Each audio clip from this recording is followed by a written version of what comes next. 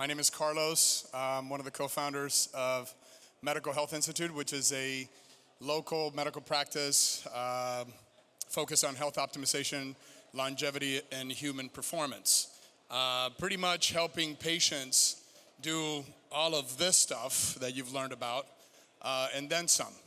But that's not what my partner, Dr. Rudy Eberwein, and I are here to talk to you about. We're here to talk to you about possibly one of the biggest challenges of our 21st century that we face as a generation. And before we get into the talk, and before I bring Dr. Rudolph on stage, who I think you will enjoy very much, I'd like to start with a little story. Oh, this is Dr. Rudy Eberwein, please. Everybody give him a round of applause. Hello. Hi, yes. everybody. All right, let's get going. So, I wanted to start off with a little story. You know, many years ago, we had a patient who had life transformation with us, and he called me and he said, "Hey, Carlos, do you guys work with teenagers?" And I said, "Well, I hope I never have to, right? But what's going on?" And he said, "Man, listen, I'm really worried about my 18-year-old son. He never leaves his room. He has no energy or motivation. Half his waking moments, he's quasi-depressed. I don't know if he's in there watching porn, playing video games, or what. But the other day he came out of his room, saw him pour himself an entire bowl of Fruit Loops, and I noticed that he used a different term, but he said man boobs." And I said, "Wow, okay, well, listen, I can send a nurse and we'll do some labs and we'll try to figure out what's going on underneath the hood and we'll try to give him some help." And sure enough, his labs came back about a week later, and this 18-year-old kid had the levels of testosterone that would be adequate for an 85-year-old man. And so the reason why I say that story is because we treat a lot of people with hormone deficiencies, right? And the disheartening question that always comes up, the number one question is, why is this happening? Why are we seeing this in our culture today? And so it was this moment that shaped the direction of our company, and we knew that we had to do more. And so this is the 800-pound gorilla, kind of funny picture, 800-pound gorilla that Rudy and I wanted to talk to you about today, which is EDCs. And without further ado, I'll leave it to Dr. Rudy. All right, Carlos, so let's sit down, man. Really excited to be here because this is really an important subject. And we decided to call that lecture the 800-pound gorilla in the functional medicine room, the 800-pound gorilla in the biohacker room. Because we talk a lot about root cause, right? When you study functional medicine, like I had to go and get extra training. Conventional medical school did not train me for this. But when you do functional medicine, you want to know why. You want to go to the root cause. So when Carlos talked about that young patient that we were seeing, the question was always like, yes, we can treat them, we can help them, but why is this happening? And then we went to the root cause. Okay, hormones are causing that. But we needed to go deeper. It's not just the hormones. What's causing those hormonal imbalances? And toxins are one of the most important things that we need to talk about, that I feel that at a lot of conferences we don't hear enough about it, because this is the true root cause of our endocrine problems. Yes, and the reason that we're up here not talking about what we do in terms of the things that you can give your body to get better. I mean, because we all have something in common here, right? We all want to live long. We want a great quality of life, yeah? And we want to perform our best. Is that true? Yeah? Who can raise their hand and agree? Yeah? So, but what good is it to do all of that stuff if you're walking around getting poisoned every day and you don't even know about it? So we've been through so many conferences. I mean, we go to countless conferences every year, and, you know, I won't say their name, because I respect them, but even the highest level doctors, we talk to them about this stuff and they're like, you know, it's a little hard to talk about, it's a little doom and gloom. And we were like, well, if we're not talking about it, how are you guys gonna find out? If the leaders of this industry are not talking about this because it's too hard to talk about it, then who will? How will we get change? And so I love the last guy's talk. He talked about being superhuman, and what an inspirational talk. And so the end of this talk will require your superhuman powers, because I think that if we could become one voice, we become a collective voice, then we can demand for change. So this is the talk that Dr. Rudy gave a few years back before AMG, so it was a very academic lecture. And it's called The Changing Demographic of Hypogonadism and the Effects of Environmental Toxins on Our Hormonal Health. In other words, EDCs are killing your hormones. Yes. So this is a mouthful. So our goal today is I took this lecture that I did at a very academic institution and talking about how we've seen a change in the patients who are seen with hormonal imbalances. So there is a changing demographic. So here what my average patient used to look like who needed testosterone therapy. So when I went to medical school, first, they always told us that hormonal deficiency happens as you get older. This was my average patient needing testosterone. 55, 60, 65. Next slide. And this had a term. It is called late onset hypogonadism. Hypogonadism means low testosterone, low T. So this is a medical diagnostic. That's what I learned. That as you get older, almost like women go through menopause, men go through andropause, menopause, late onset hypogonadism.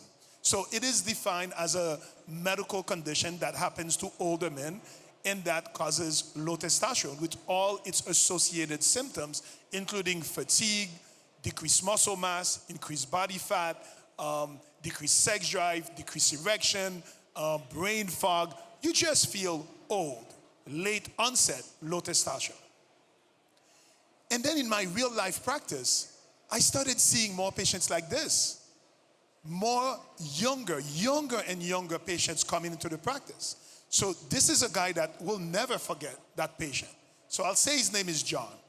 John is 35 years old and came to our practice with multiple complaints, mostly low energy, low motivation, low drive, just apathetic.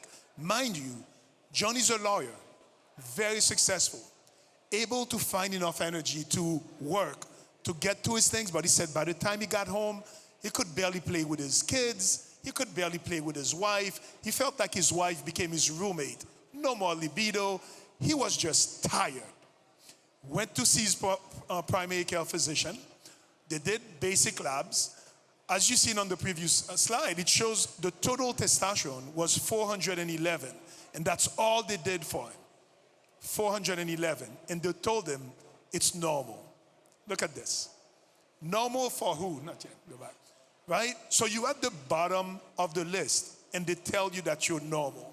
It's like you go to a class and you get a D+, you pass the class, but you barely passed. Is that what we want?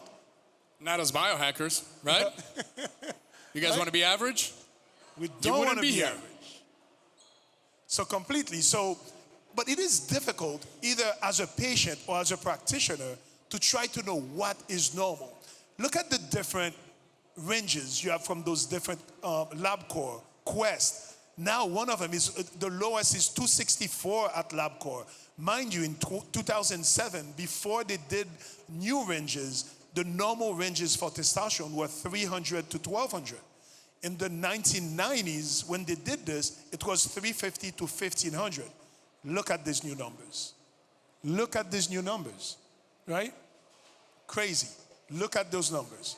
So John goes to his primary care physician, total testosterone 411, has all the symptoms of low T, and they tell him, your levels are normal. You're depressed. What's the easy solution? Here's an antidepressant. You're stressed out. Take a vacation. Take a vacation. Here's an easy solution. You know what this is? We call that medical gaslighting.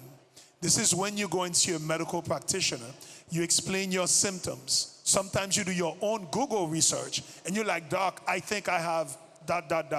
And the doctor or the practitioner tries to convince you that nothing's wrong with you. It's in your head. And they keep pushing down the ball. Everybody, unfortunately, experiences medical gaslighting. This is what John experienced. When John came to us on an SSRI, we did our labs, and we go deeper. If you look, we looked at the free testosterone, and that's the important thing. You can have a normal total testosterone, and your free or active testosterone can be on the low side. Lo and behold, John's was low. Free testosterone normal is about 7 up to 30. It was at 6.8. Unless we check this, we would not know. Although he had the typical symptoms, we needed to find a number that showed us it was testosterone. So once we found this, now we're able to put a diagnosis to what John was experiencing. And we diagnosed him based on those numbers with hypogonadism, with low testosterone. And then we put him on the right treatment.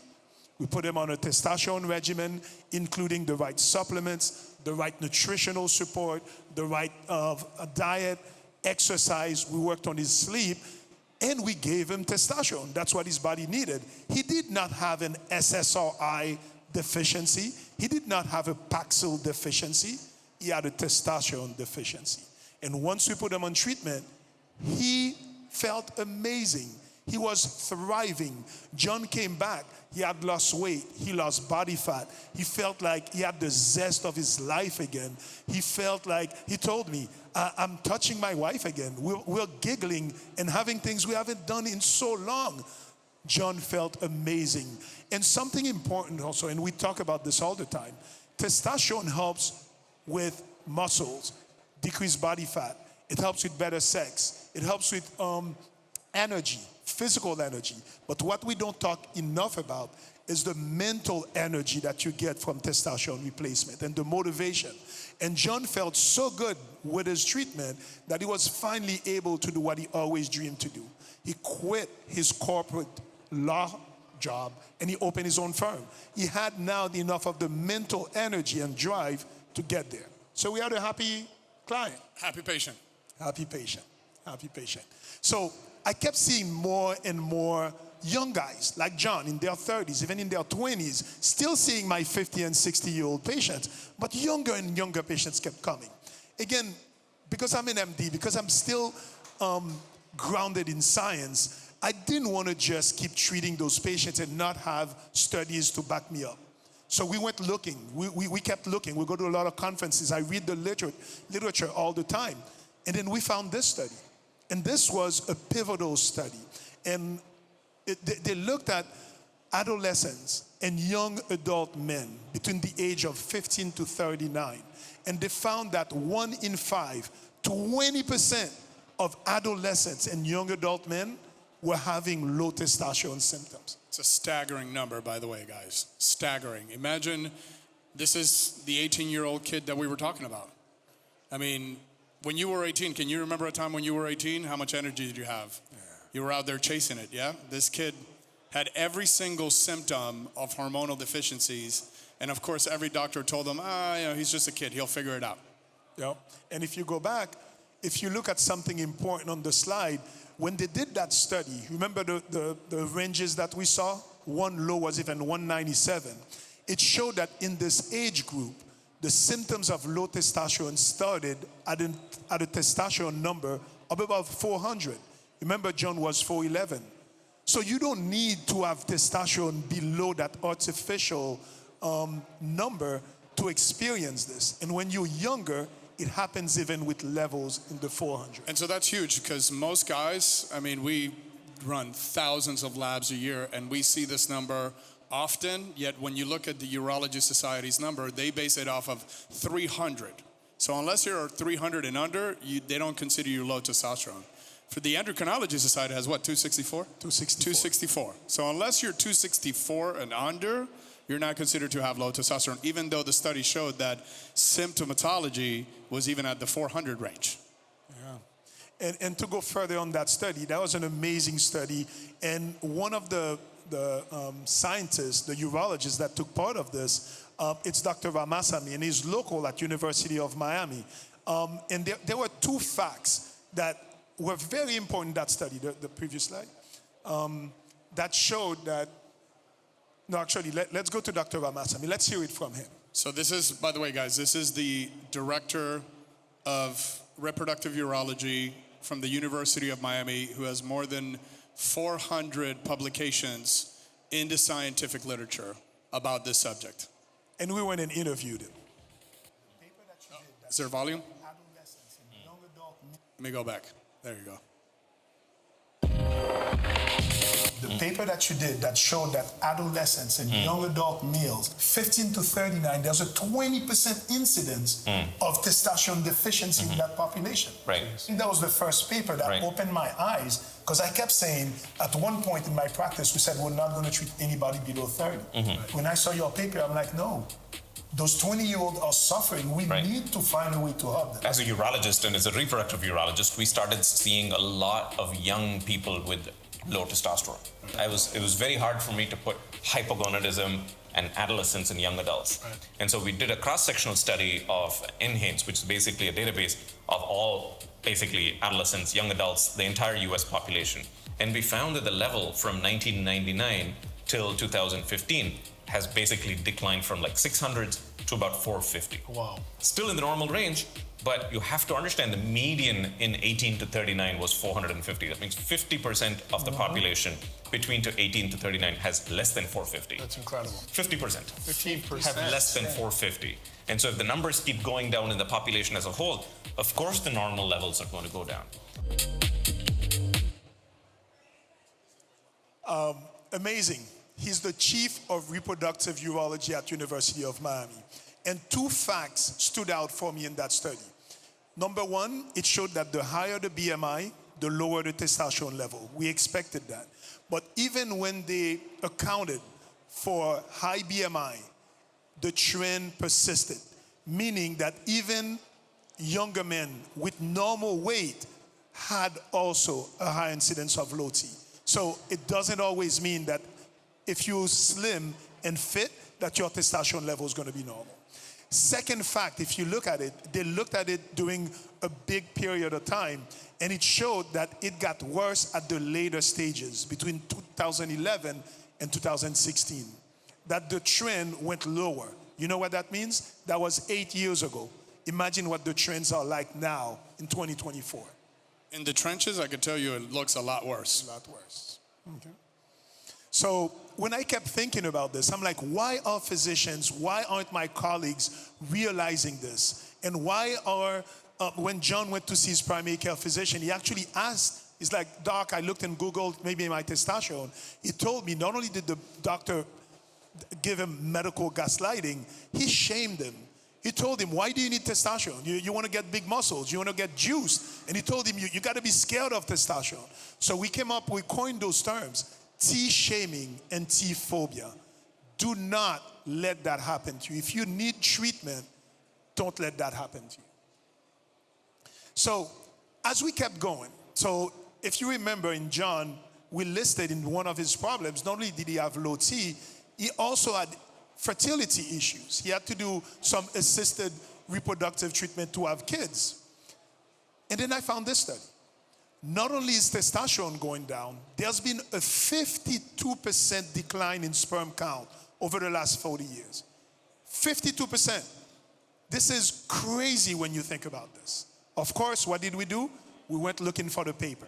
I want to know the science. And we found this amazing scientist, Dr. Shanna Swan, who's Harvard-based and has done epidemiology on fertility for more than 30 years. And she published that paper that showed a 52% decline in 40 years.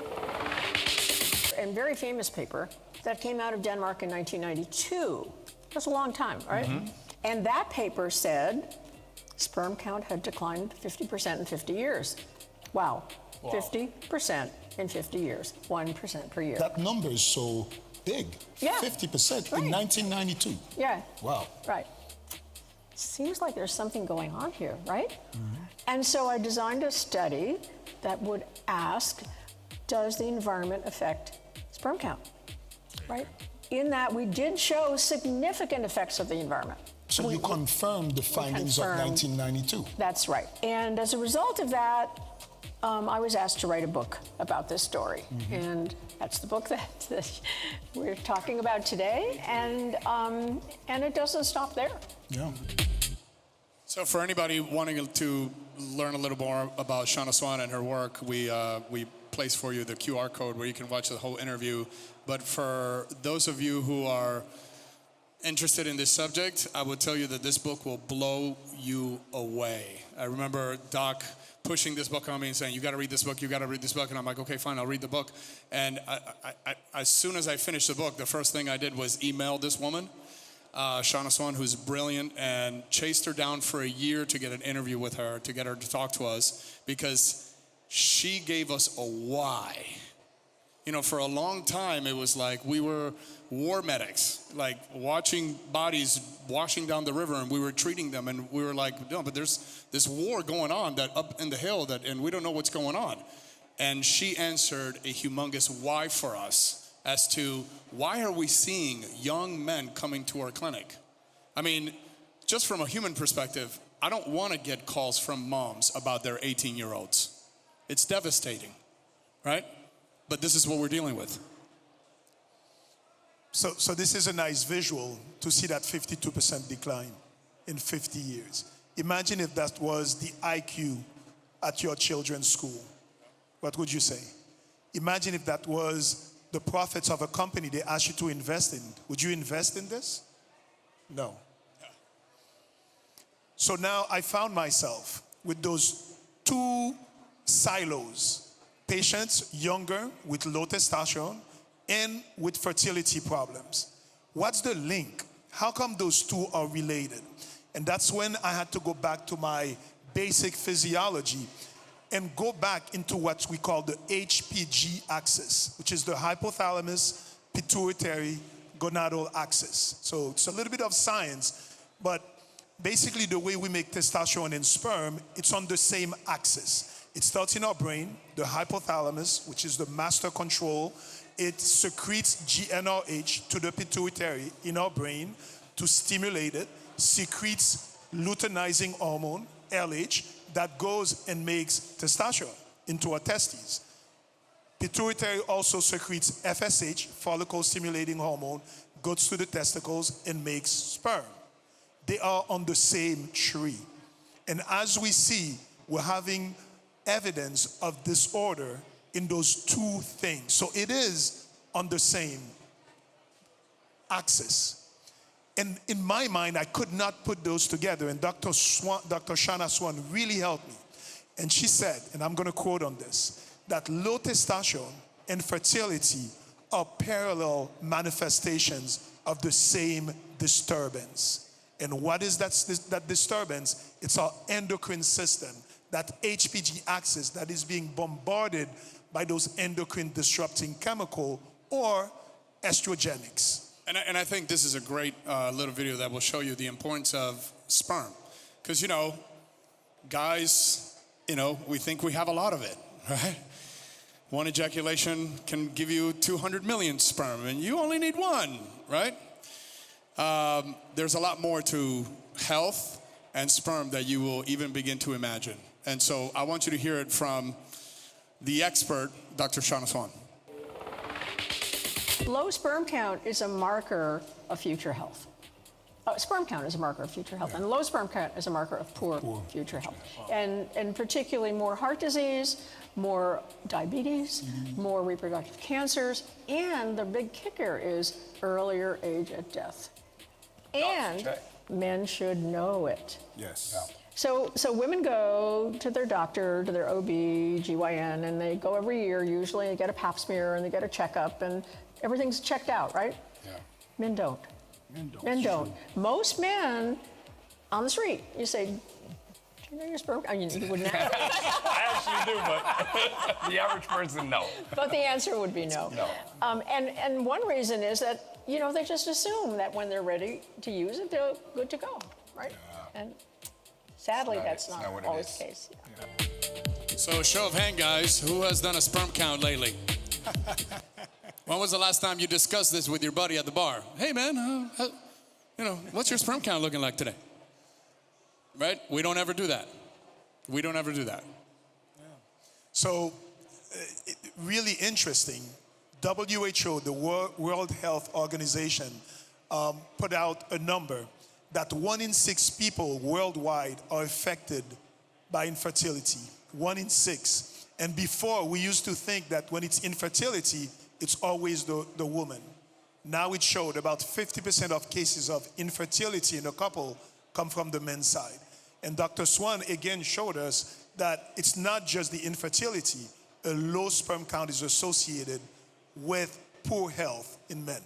And early death, biohackers. So again, so we kept saying, why? Go back. Why? Go back. Why are we seeing that? No, go back.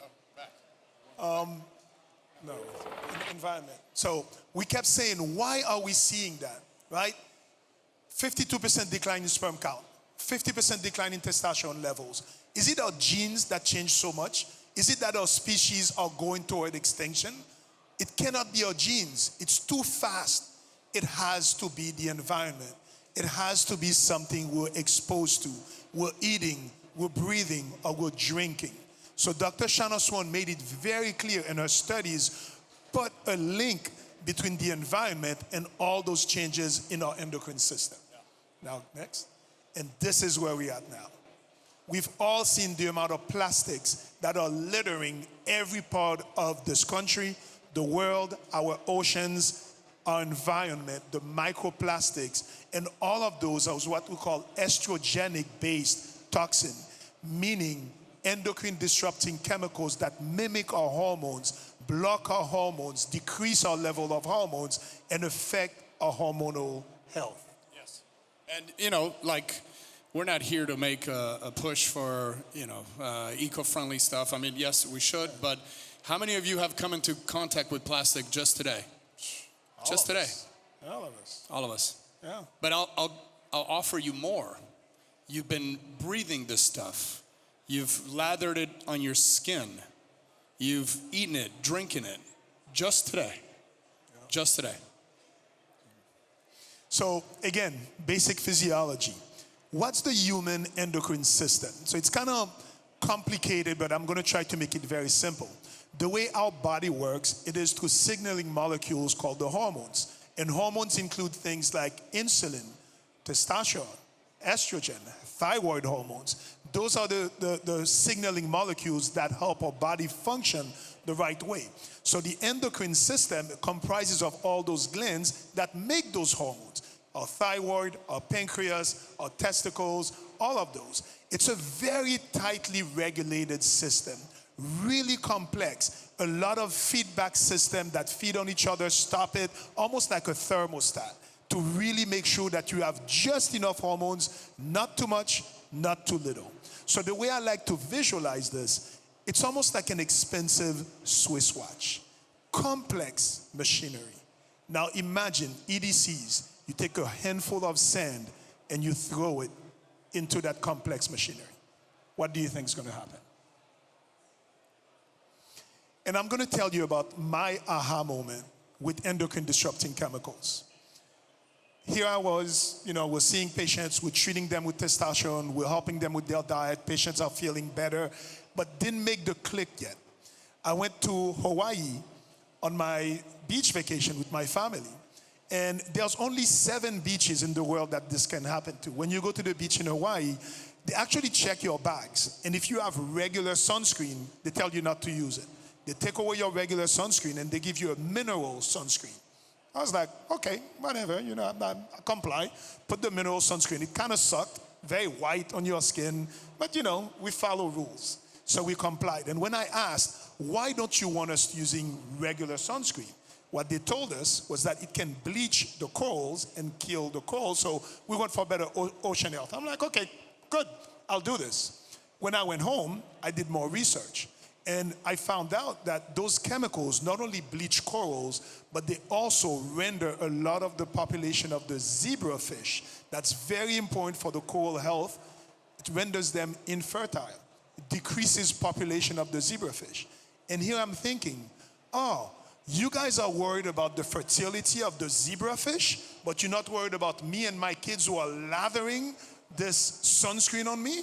And those chemicals are known. They usually start with oxybenzone, anything like this. We should stay away from them because they have been shown to cause reproductive problems, low birth weights, even cancers. And then we keep putting them on ourselves. So I'm not saying not to use sunscreen, but you don't want to use those poisons. So when I did that experience, I was able to link everyday use of what we're doing to our hormonal health. So this is another clip that kind of will explain a little bit about, I guess, a brand of EDCs called Estrogenics, because, you know, this is another book that Doc pushed. He came from Hawaii. He did the research. He found this book, and he's like, you got to read this book. You got to read this book. And my goodness, you want to know why kids' testosterone and our young generation are suffering from hormone deficiencies and the stuff that you're in contact every single day before you even leave your home? You have to read this book. If you're not a reader, you can go to our interview with Dr. Anthony J. So estrogenics are chemicals that act like estrogen in our body. That can be natural estrogen, right? Like natural estrogen acts like estrogen in your body, but it can also be artificial estrogen chemicals, xenoestrogen sometimes they're called. And what I've tried to do in my book is to categorize them, simplify it for people, because there's a lot of them out there, unfortunately. It's not just a simple like, oh, this is the one chemical that acts like estrogen. Right. There's a lot of things in our food that are disrupting our hormones, lowering our testosterone, we'll talk about it, acting like estrogen. There's a lot of things in plastics. The personal care products are a big major source of endocrine disruptors, hormone disruptors, estrogenics. So chemicals that are acting like estrogen in our body in an artificial way.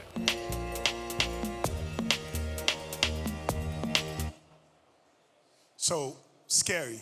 So endocrine disrupting chemicals, one class is the estrogenics. They mimic, block, augment, do bad things to our hormonal system. There's 85,000 plus chemicals that are registered under the FDA. Very few of them have been studied. So we're going to go over a few examples, but the list is just too long. One of the ones I like to talk about is glyphosate. It's basically Roundup. It is a great weed killer, but it doesn't distinguish. It has been determined by the WHO to be potentially carcinogenic, and we're still using it. It is crazy. In the EU, they were going to ban it, but the company put enough lobbyist money behind it that they are reconsidering it. But most likely by 2025, they will ban it in the EU, not in the US. This was a huge one for me, atrazine. I'm fascinated by this chemical in a bad way. So atrazine is the second most common pesticide used on all crops in America, whether you buy organic or not. So just for some perspective, this chemical is banned entirely in Europe. And the entire continent of Europe, you can use 0 of this. And we wonder why food tastes a little better over there. But here's some things to think about with atrazine, right? So atrazine is allowed in the United States up to 3,000 nanograms per liter. Okay, I just want you to keep that number 3,000 because I know the nanograms don't mean anything. But every single study performed on infertility in animals, and even this chemical has the ability to turn even male fish into female fish in just a couple of weeks. And every single study performed on this came at just 200 nanograms per liter. Not 2,000, 200. And 3,000 is allowed to be sprayed on our crops. Right? Yeah. 1,700 nanograms per liter has been found on standard water bottles. Just to give you a perspective. Oh, sorry. Wrong direction. This is the study. Here's the study that atrazine was found to chemically castrate or feminize male frogs. Chemically castrate, meaning render them infertile. Feminize, meaning that in frogs, they were exhibiting both testes and ovaries. That's how powerful this chemical can be. And we are spraying. Let me give you a few numbers that are going to blow your mind.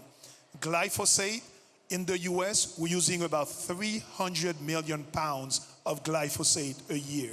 Can't even wrap my head around this. Atrazine, about 80 million pounds are being sprayed on our foods. That's what it's doing to frogs and fish. Imagine what it's doing to us. So 5% of water in America will contain over 4,800 nanograms per liter, which is 2,300% more than the 200 that causes this in the animal kingdom. Let's go to the next one. We're almost done. So I actually did this on my own. And we'll give you the resource for this. I actually wanted to test the water in my neighborhood. And so you could just go to EWG, don't do it now. And this is just Miami-Dade. So check this out, guys. There was 8 chemicals that exceeded the health guidelines. Arsenic in tap water, just in Miami-Dade, was 243 times the health limit. I mean, arsenic causes cancer. Chromium causes cancer. I don't even know how to say this chemical. Causes cancer. I mean, all of these. 221x the legal limit. And this is just tap water. So again, it's kind of scary when you hear, all you have to do, you go on that website, you enter your zip code and you'll see that. Other plasticizers like phthalates. Phthalates is what makes plastic very malleable, very easy. It's a bad chemical. Let's go through those clues. BPA, another plasticizer.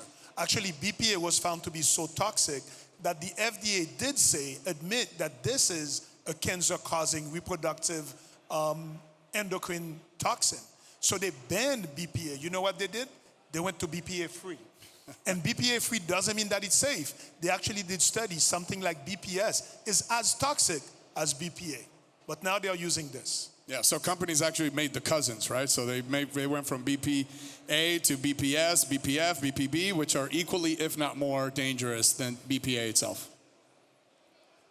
And another one, and this one is what I want to spend a little more time talking about. Those are called PFAS, per and polyfluoroalkyl substances. This is the big one they are talking about now.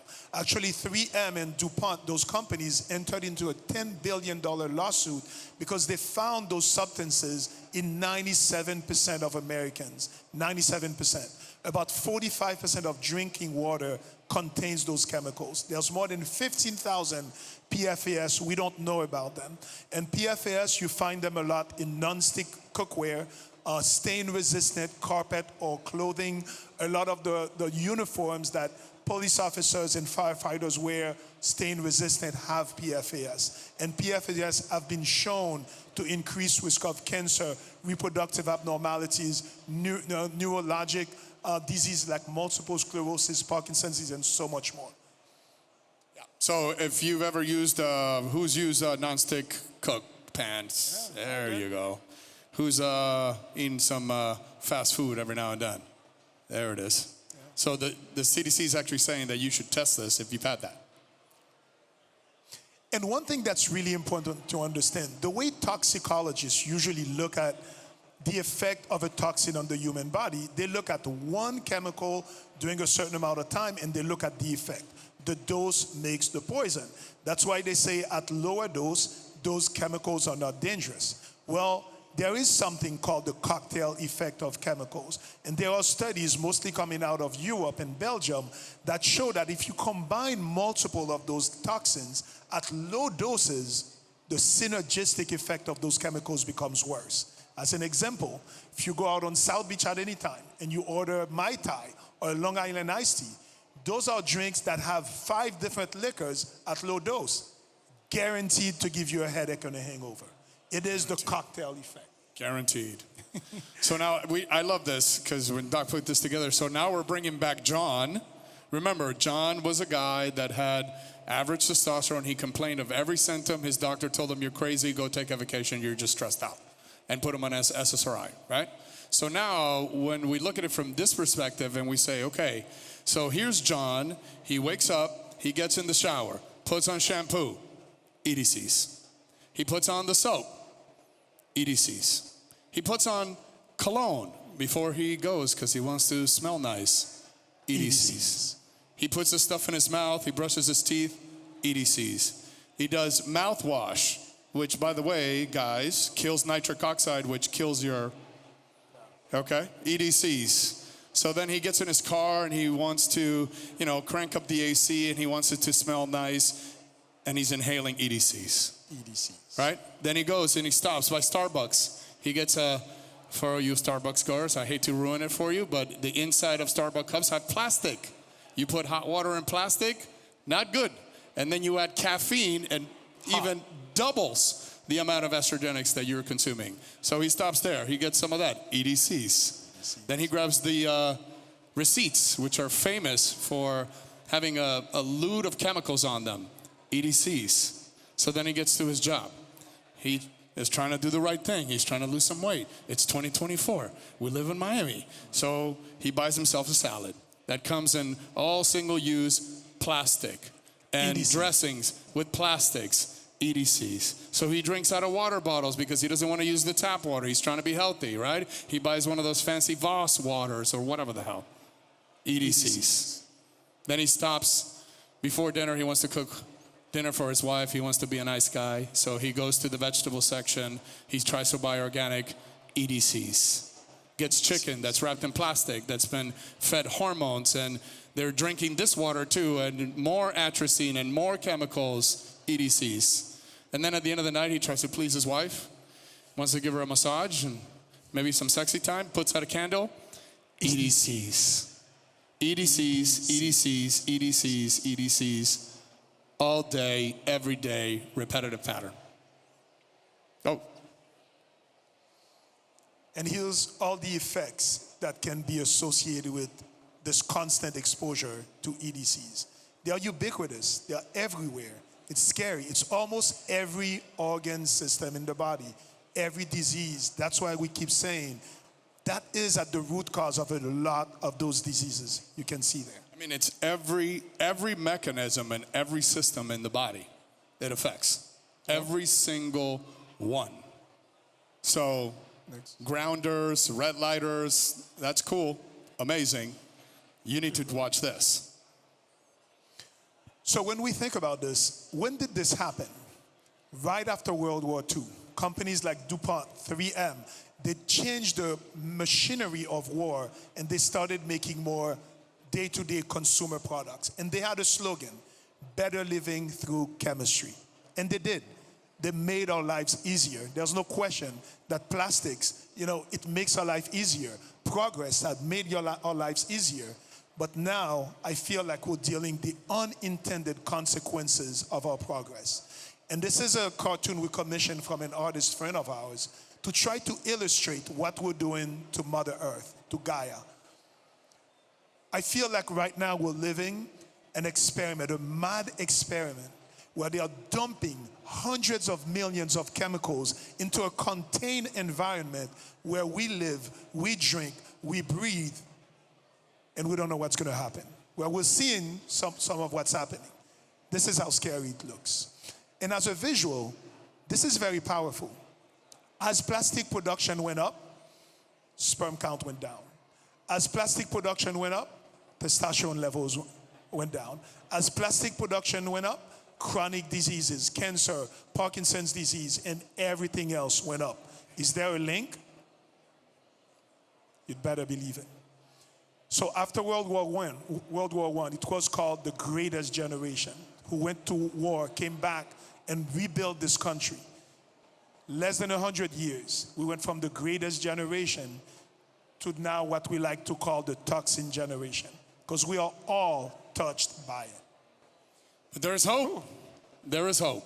There is hope. I don't want to, I don't want you guys to think that we're up here trying to give you doomsday scenarios, but we have to give you enough doom and gloom so that you're absolutely convinced that this is real.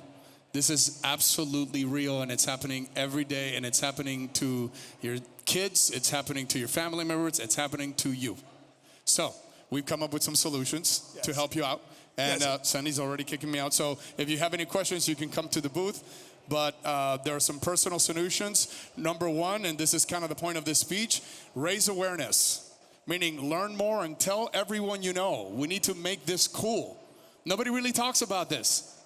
Nobody really talks about this. So limit your exposure and detoxification. Again, if you're more interested, you can come to the booth and we can give you some solutions. And testing for imbalances, especially hormonal imbalances, and optimizing as indicated. And then societal solutions, which is where I kind of told you about the superhuman powers. Yeah, we have a few minutes. Really important on number 2. It's learn more and limit your exposure. Here you will get a lot of exposure on what to do to protect it once you're exposed, but we need to learn how to protect ourselves from exposure also. And we come as a society, the more we know, the better it is. We need more studies, they're coming. We need more government involvement. Is it really happening? I hope so, but we're not gonna hold our breath on it. And to me, number 3 is the most important. Vote with your wallet. Because you know what? If you know better, you can demand better. You can support companies that are using better products. And the more we use them, the more those companies are gonna wanna create better products. Yeah, definitely. We can create the supply that we want by demanding it. But if you don't know, then you don't know what to ask for. So same Take thing. advantage of the technology available. I mean, there's apps. You can, again, if you need more information, you can come by the booth because they're already kicking us out. You could go to EWG where I found the water testing. You could also do microbeads. And then, you know, all the testing available. I mean, you can test for PFAS and you know, also detoxification technology. Right, you could do red light sauna. So there's a bunch of strategies that you can use that you can take advantage of today, but it needs to be an active part of your protocol, just like breath work, just like cold plunging, just like anything else. This needs to be part of your protocol. So this lecture was really more about the awareness, not about the solutions, because it could take us longer. So I'm going to leave you with this quote. Those who have the privilege to know have the duty to act. Now you know. Now you know. We know. What are we going to do about this? Thank you, guys. That's our time for today. We appreciate it. If you have any questions, come by our booth. We'll be there to answer any kind of questions that you guys have. Thank you so much. Thank you, everybody. Literally right there. Right behind the red light. We'll be there in a second. Let me get there first.